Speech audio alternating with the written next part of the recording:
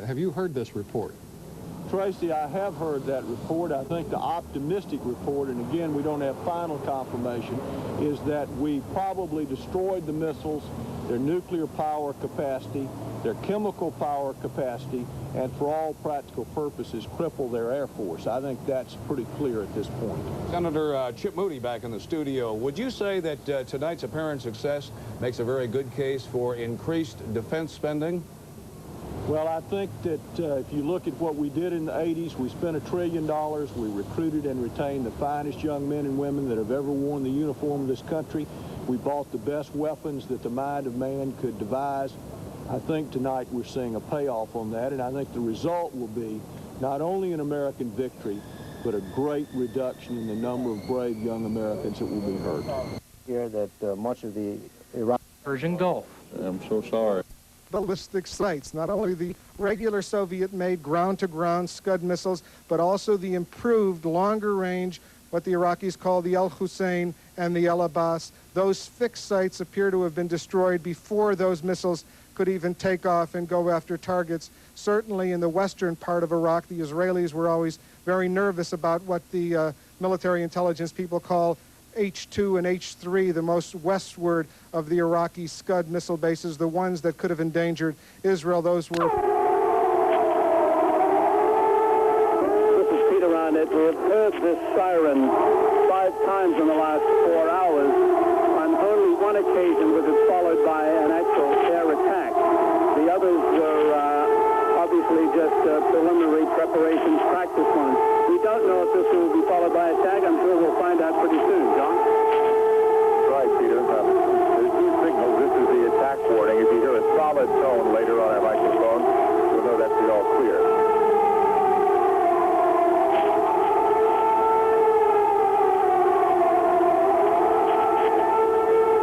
This is Peter Arnett in Baghdad, Iraq, 17 hours after the bombing. Now the siren has stopped. So we can only presume it's a practice run or an all clear to a previous siren. John? All right, Peter. Bob Kane, Javi Batista, as you were listening to what we had to say, you could probably detect the change in the tenor of my voice and perhaps in the tension level in this room. Those last night, I was grabbing the 1 hour sleep I got last night, and I heard that siren, and immediately after that, a lot of loud gunfire, and it was quite unnerving to be awakened after an hour's sleep to that kind of sound. I'll tell you, we don't see anything, we don't hear anything outside now, and we can continue to talk about what we were talking about before, if it suits you. Excuse us, John, we have just taken a live picture of President Bush. We believe he is at Fort Myer, Virginia, where he has arrived with the First Lady to attend a church service. Okay, we'll John? just listen now. Listen to what the President has to say, Bob. He is not going to talk, John. He is not going to talk. We're just simply showing you the picture.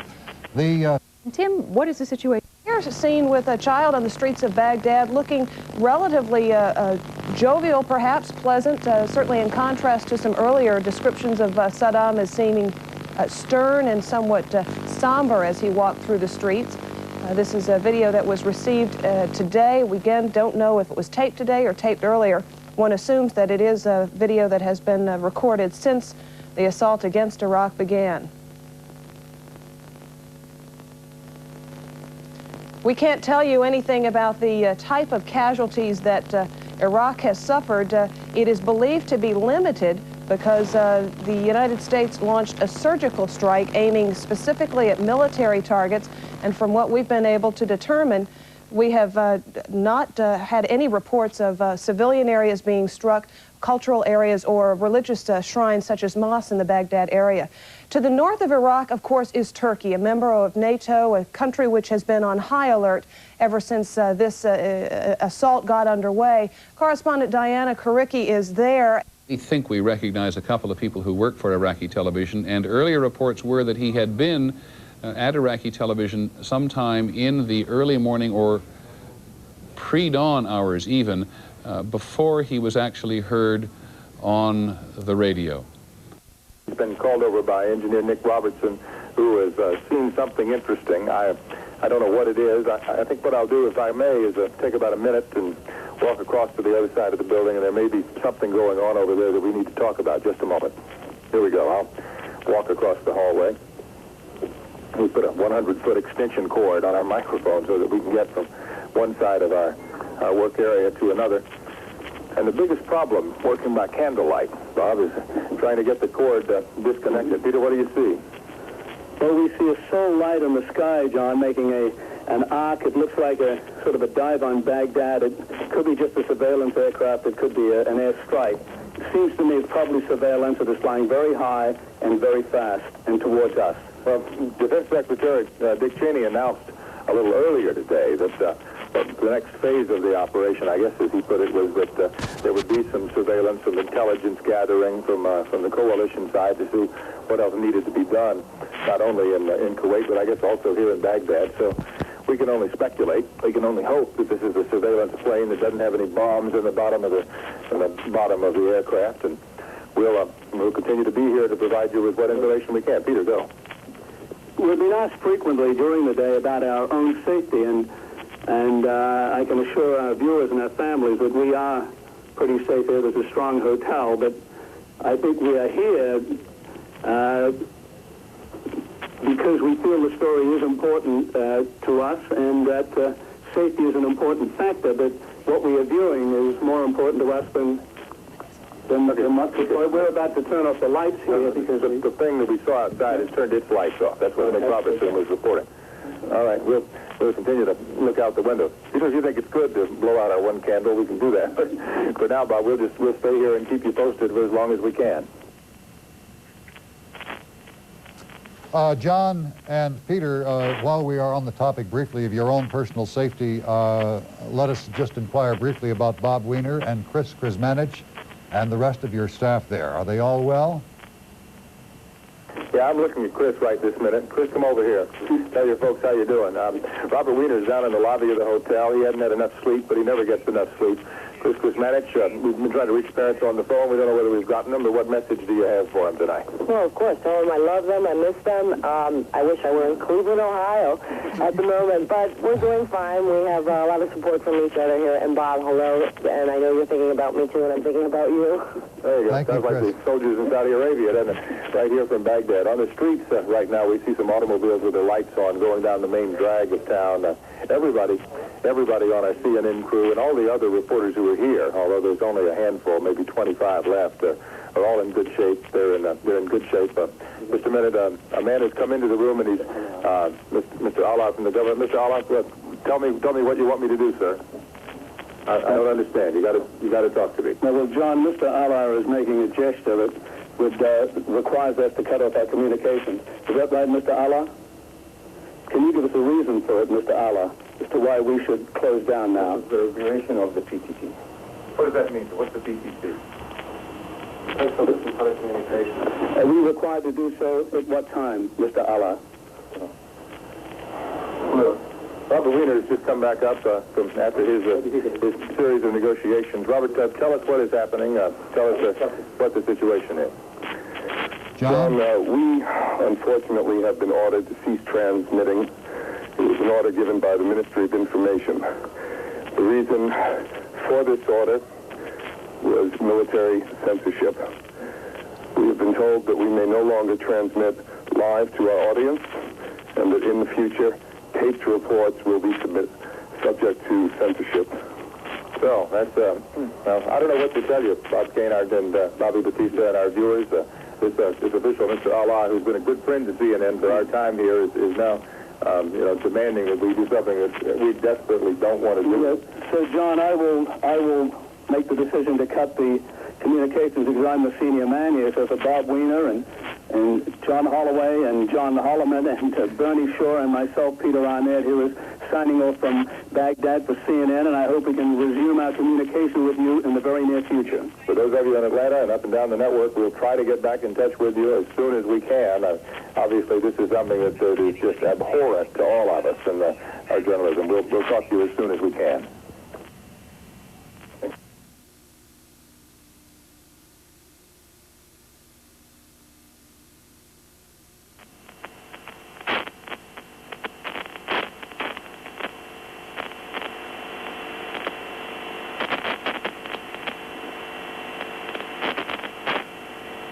And you heard it then with correspondent Peter Arnett's explanation that he, John Holloman, Bernard Shaw, and the rest of the CNN crew had just been ordered to stop transmitting live communications from their hotel room on the 9th floor of the Al Rashid Hotel in Baghdad, Iraq.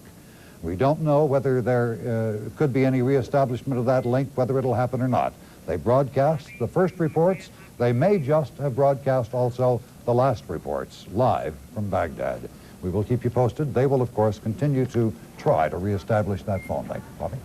Engagement. I got the contact that AWACS calls out as a hostile chasing my number 3 man, and at about the same time I'm turning back around towards the east. When I turn back around there, I get a contact on a contact that isn't squawking our IFS, so when I lock this guy up, I can tell that he's not a friendly airplane.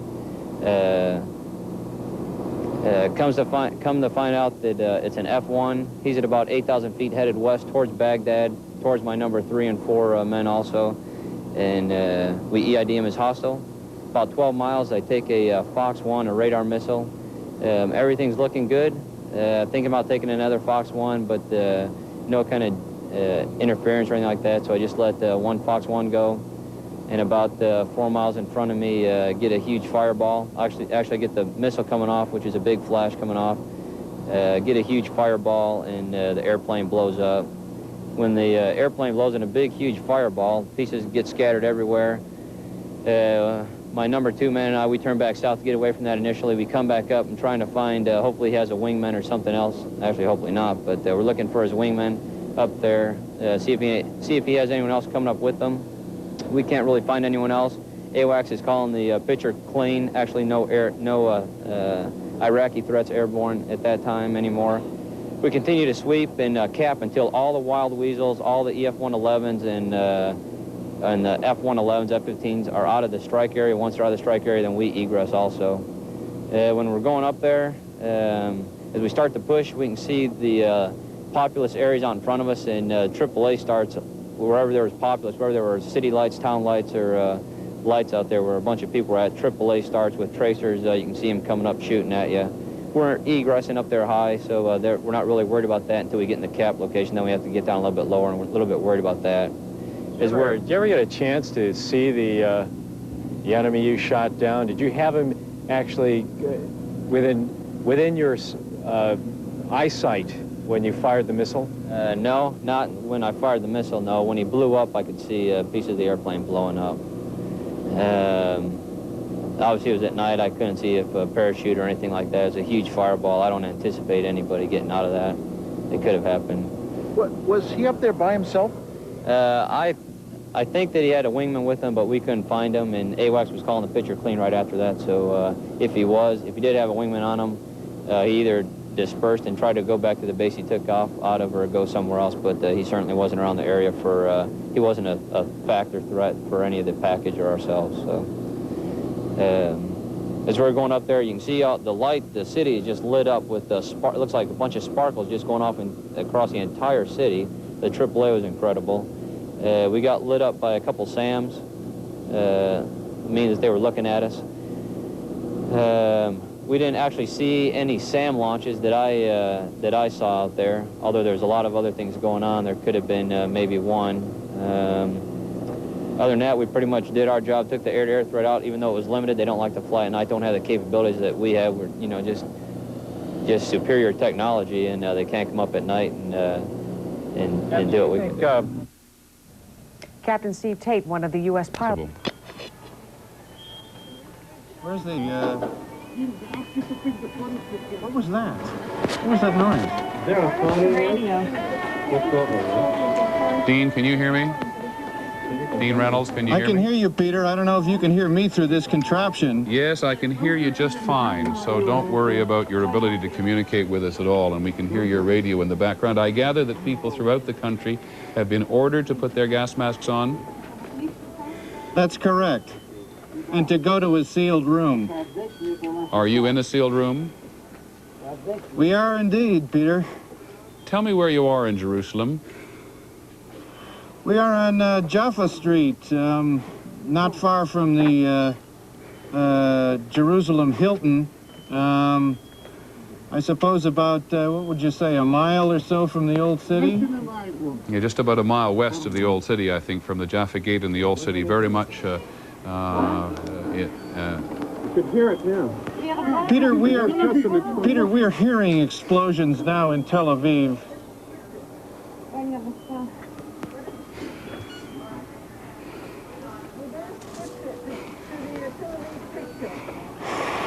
Actually, move out of the way. Please zoom to the picture. This is a camera on the roof of the ABC News Bureau in Tel Aviv, which is looking down at the Central Market. It is about 2:30 in the morning. Let's listen to what we can hear.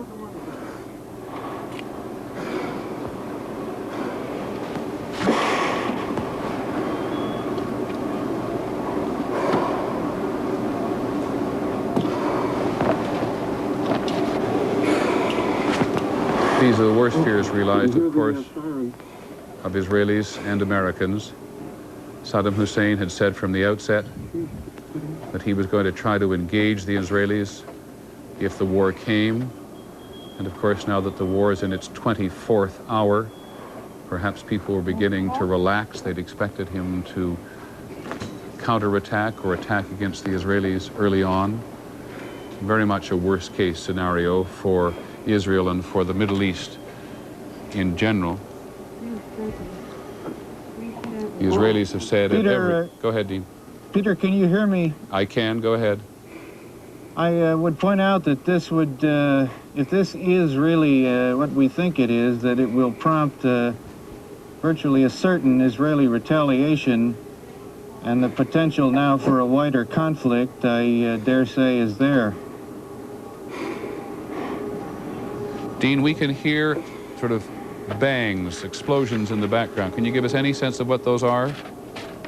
I can't, Peter. I really don't. I don't think it's fair to speculate. We can hear them too. There was a missile attack, Dean. The radio confirms. Radio confirms, Peter, that it was a missile attack. Well, there is a missile attack. Or actually, the way they're putting it is there is a missile attack. And there's sort of a crack every few seconds. Is that actually what sounds to you like a new explosion every few seconds? I can't really say, Peter. It's difficult to hear, let alone to report. It actually may also be your sharp breathing in your gas mask, which is fully understandable. Let's listen carefully again.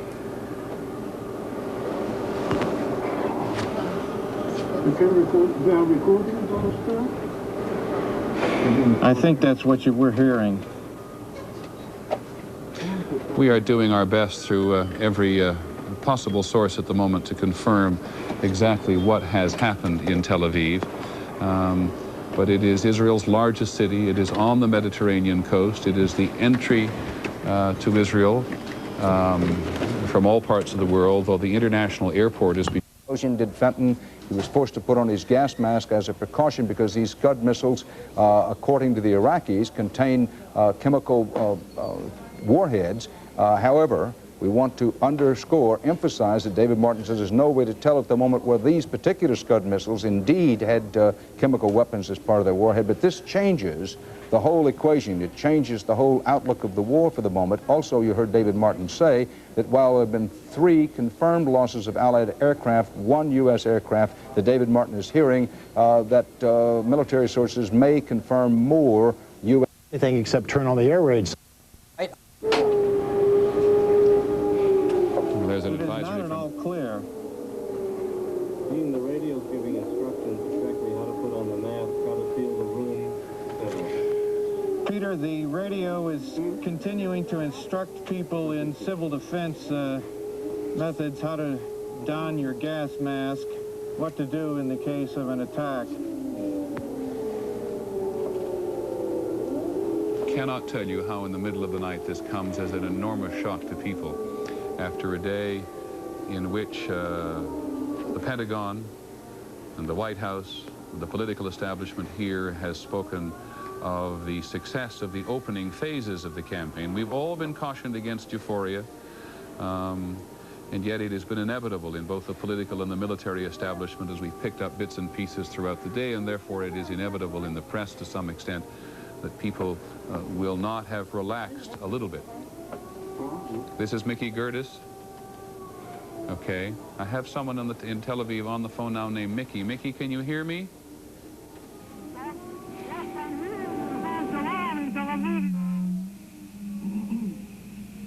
Nikki? Yes. I think you may be near a radio. If you're near a radio, could you turn your radio down for just a second while you speak to us? Yes, I'm hearing you. Okay. Can you talk to us and tell us what you think you know is going on? There was a false explosive in Tel Aviv. Now it's around in the city.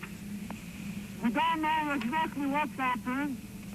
The radio said to be in the room, the clothing room, and to wear the gas mask.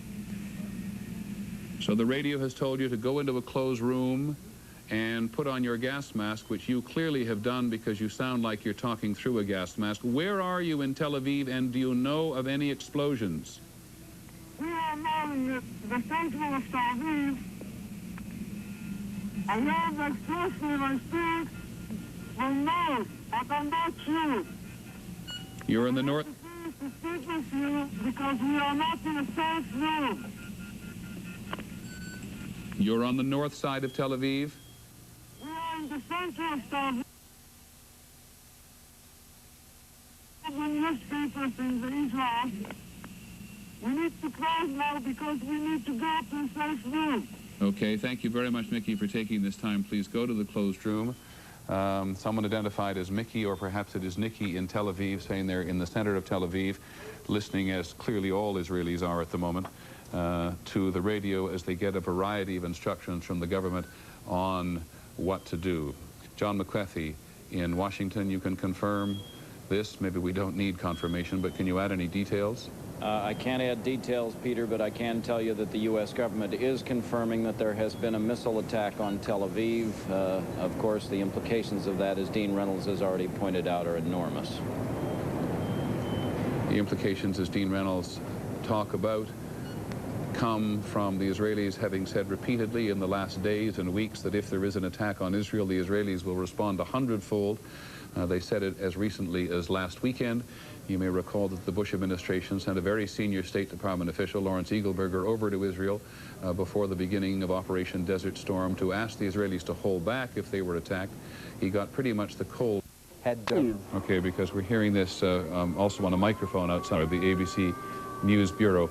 And we should tell you that Dean Reynolds and the ABC News staff in Jerusalem have their gas masks on because they were ordered to do so by the government. Now, we're going to go back to Bob Zelnick at the Pentagon in just a minute. Senior military officials in the Gulf, I think, Bob, told you several weeks ago that there was an agreement that if Israel was hit first, they'd respond, but if the war had started, it might be different?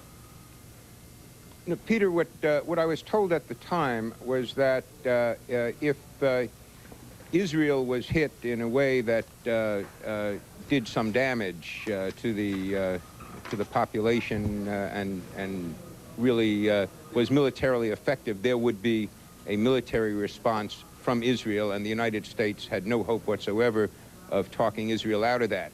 However, if the U.S. and the Iraq... The Americans have tried to reassure them that they would take care of these Scud missiles. It was looking very, very good until now. Since Israel got hit, the Israelis, it's difficult to know how they will react to what is certain to be increasing American entreaties to let them, the Americans, take care of it.